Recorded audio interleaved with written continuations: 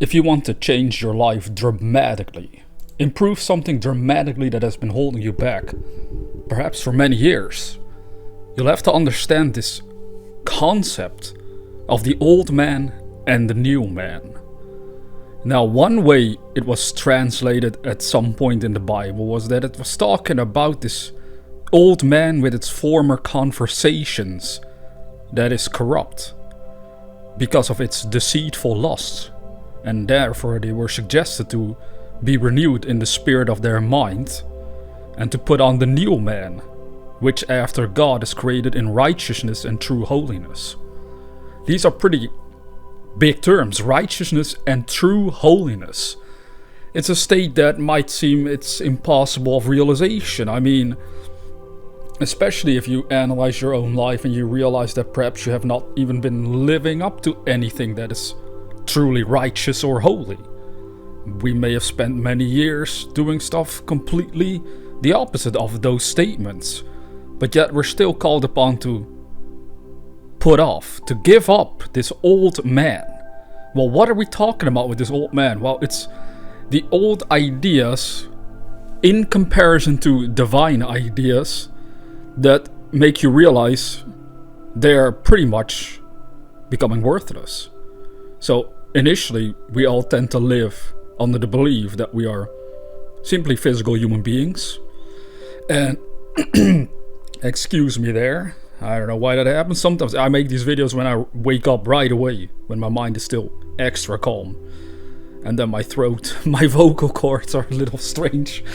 But we live under the assumption that we're this physical human being, right? And with it comes all of its own sets of rules, you could say, its own limiting beliefs that are holding you back. But initially they don't seem to hold us back. It's only once we have glimpsed something greater, something more magnificent, that we realize, wait a minute, I've been living under a delusion. The delusion of being a physical being holds you back because it doesn't allow you to evolve spiritually.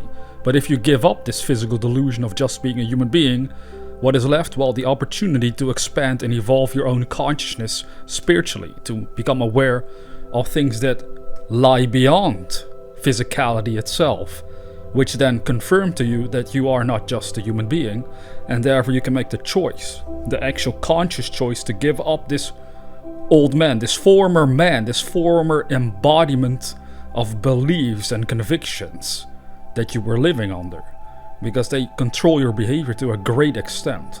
What you believe to be true about yourself is what you will get confirmation about. So it's literally true that if a person starts to develop a belief that they are a child of God, which inherently means that you have been evolving spiritually, you will get all kinds of different perspectives on this whole experience called life. You suddenly realize much greater, deeper aspects of this existence of yours that was before that point completely missed. You were completely unaware of, for the most part. And therefore, if you learn to give up the old belief about being just a human being from a certain family, certain race, you can then explore, okay, what is consciousness? What is my consciousness all about? What is it capable of doing? And you realize you are not that limited human being from a specific family. At first, this all might seem bizarre to most people because they're so used to thinking according to physical lines only. But if I were to describe it from my own perspective, it is true that I can perceive from my own experiences on spiritual things that I am not just a human being. I've expanded and evolved my own consciousness further and further in the direction of being a son of God in this case. Some people might find that very shocking because they again live under this delusion that the only son of God was someone named Jesus Christ. But yet Jesus Christ can very well be considered as Jesus the man that was walking this planet, and Christ being his state of consciousness, which is the Son of God. Now Christ is a pattern that you have access to spiritually, and therefore you can consider and learn that this pattern spiritually is the Son of God, allowing you to know the Father. That is why it was stated that No one comes to the Father but through me. That's what Jesus Christ said. But it didn't mean that you can only come to the Father through him physically speaking. No, he meant that it's through the state of his consciousness. If you make it yours, Christ consciousness within yourself, then you can know the Father. Because Christ consciousness deals with spirituality. It deals with being able to perceive and experience what lies beyond physicality. That's what it means to be a child of God, to be aware of this. So you no longer think of yourself, oh, I am a man or a woman of a certain age, belonging to a certain family specifically. You realize that your father and mother, even siblings, they are children of God themselves that might be living in ignorance of this fact. You could almost say they are your brothers and sisters spiritually speaking. Now all these things are very metaphysical and not everyone is ready to, look at it from that angle. But really, they said that the old man was operating under deceitful lusts. Well, what are they? Well, there are all kinds of deceitful lusts, but you can consider anger, jealousy, hatred, envy. All these very negative states of the mind that push people in certain directions are all considered deceitful lusts. They're all holding you back. They're all blinding you from seeing this unity that you would have if Christ consciousness was to develop within you. Which means you no longer see yourself as just a physical being. You start to feel and sense within yourself, I'm a child of God. Now what does that mean? If you're truly a child of God, well, you must find proof of it. There has to be some evidence of this. Well, all the evidence will come through the evolvement of your own consciousness. You get all these greater visions and inner experiences and perceptions that allow you to go beyond physical sense perceptions. Because that is normally what people are only aware of. Even though every night when they go to sleep they're aware of totally different worlds. Well, they just brushed it off. They don't really take the time to think, what is that? What is that mysterious activity that happens to all of us when we go to sleep? We're suddenly aware of totally different worlds. We have memory of them, that's for sure. Sometimes we don't, but many times we can have a memory and we know we were someplace, somewhere, at some point, wherever in this universe, in some dimension at least. But that's spiritual perception right there. And that is more accessible through the conviction of being a child of God. Because that allows you to explore your own nature spiritually. Because God is spirit. And those who worship him must do so in spirit, which means spiritually, inwardly, non-physically. And yes, if you contemplate it just for a little bit, you realize that you have been aware of non-physical realms all along, which prove to you the eternal nature of your own being. The more you lay hold of it consciously and learn to work with it deliberately, the more the former man will melt away. That person, that state of consciousness that made you believe that you were just purely a physical being. It reaches such intensity if you do this, that when someone passes away that was very dear to you, instead of being extremely sad over it, right? You realize, well, it's just that their soul has moved on. And many times we do say this, humanity says they're moved on, but they don't really have the inner awareness of what that statement even means. It's almost like a hope, like, well, I'm sure they moved on to a better place, or I hope they are now at peace in heaven. Well, by awakening your own spiritual nature and actually working with it, you don't have to hope about it, you will know. You will know the truth of that. You will know, yes, they moved on, yes, they are on their own journey still in all the dimensions of the universe, because life is eternal. God's nature from which you sprang is not a temporary thing. Transience, everything that is transient, exists only in the physical dimensions of life. That is where this body of ours is currently operating, and if we identify purely with this body that is temporary by nature, then we must also believe that after the grave, well, it's probably going to be over for us. Or we have no idea what's going to truly happen. Where will we go? What will happen to us? They're all great mysteries. And most people simply accept the mystery. Death is unknown. It's unknown territory, and that's why so many people are afraid of it. They fear death because they don't know what's going to happen to them. But if you just work on this while you're here, to let go of this delusion of physicality, then you will be able to evolve spiritually, and you start to discover, my consciousness already was entering different dimensions regularly throughout my physical journey. whenever the body's asleep. Therefore, we can conclude if the body dies, consciousness still goes on to all these other dimensions. Now, if people believe that they need the body in order to have consciousness, it's actually the other way around. Through contemplation of this fact, to the experiences of these wonderful spiritual inner visions and journeys, you realize that the way the body is created is simply so that your invisible eternal consciousness can operate through time-space reality. So the brain is a very advanced and complicated thing, but it is so in order for consciousness to simply operate with and through it. Then when the body stops functioning just like an object, I know to some that sounds kind of crazy, but it is kind of similar to a device that breaks down, the consciousness withdraws itself from the body and then goes on, spiritually speaking, because consciousness is also energy. And as science says, everything is energy.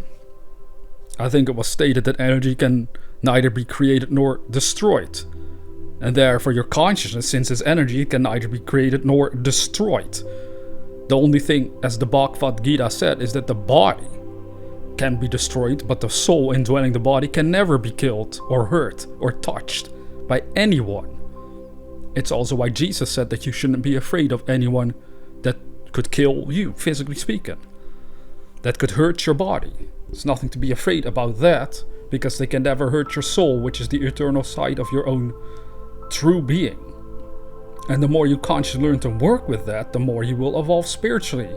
You just have to dare to believe in it, but it's not daring to believe in it in the sense that, oh, I hope this is true. Maybe this is not true, and then I believed in the wrong thing. No, the more you actually learn to perceive, yes, physically speaking, everything is temporary, so there, I can't find the eternal truth of my own being. I can't find any long-lasting truth in a world that is transient. Because since everything is coming and going and changing around, I can never find stable truth in that. Is there stable truth to be found anywhere in the world, in the universe? Well, all the spiritual ancient texts and religions of the world say yes, there is. It's by finding God, which is within the depths of your own consciousness. By finding and understanding and grasping the unity you share with God, and therefore you evolve out of the physical realm. You're no longer controlled by physical delusions. It is one of the greatest delusions of mankind to believe that they are just a human being. Because of that, they don't see the unity, and therefore wars and all this tragedy exists among nations. How much longer before the world at large would understand their unity? Well, that is a great question. One that for thousands of years has so far never occurred, because everyone has their own ideas about what life is about, and they're free to have those. You have that freedom to do all of that. But it comes at a price, that by having not a unified sense of oneness that lies beyond physicality, you get all these conflicts about transient things. People fight each other over transient temporary things. That is really what's happening out there in the world. Between countries, between races, between people. And it's all so silly. Once you start to awaken spiritually, you understand, I don't have to go along with this any longer. I will give up this delusion and I will start to evolve spiritually so I can find this unity of God. All these wonderful promises that you can find in all these ancient texts, they are true, but they are hidden from view for anyone that is not ready to give up their belief that they're just a mere human being. They demand that the human becomes spiritually aware, starts to spiritually evolve and awaken within themselves, meaning they're allowing the revelations to unfold within them that others have already written about. So videos like mine are also just meant to keep people thinking about the true nature of their own existence, so that hopefully it starts to germinate into a power of its own. You see, my videos are like planting seeds in the consciousness of anyone that is listening to them and taking them serious. Even if you have not had the experiences I've described throughout videos, don't be worried about it, because you'll have your own wonderful spiritual experiences soon enough, once these seeds, these ideas have grown strong enough and taken root within your own soul, where you are ready to go beyond your own physical beliefs, your own physical identity, because ultimately that's where you will find freedom. What kind of freedom? The freedom of spirit. which indeed was created after God in righteousness and true holiness, that kind of freedom will bring you everlasting peace, everlasting bliss. You will no longer hold any grudges about anything. You're full of love, infinite love, once you awaken to your true spiritual nature, which is one with God. That is why we want to do this. That is why we want to keep contemplating all this stuff and actually work on it for ourselves through meditation, daily being aware of God in our hearts, of the spiritual side of life within our very being. To be aware, no matter what I face physically, even if it's hard and difficult, it's okay, because that part is temporary. So it doesn't have to actually hold any grasp over me at all. The more you learn to look at life and work with your own life in that manner, the more physicality itself will lose its grasp over you. By taking the physical life too serious, which most of us do, it also holds a huge grasp over us and doesn't allow us to know anything that lies beyond it. By seeing it for what it is, a temporary experience, you can start to search for the eternal nature behind the experience. That is the message of true spirituality. That is the invitation to all human beings, to go and look and see for yourself what it's truly all about.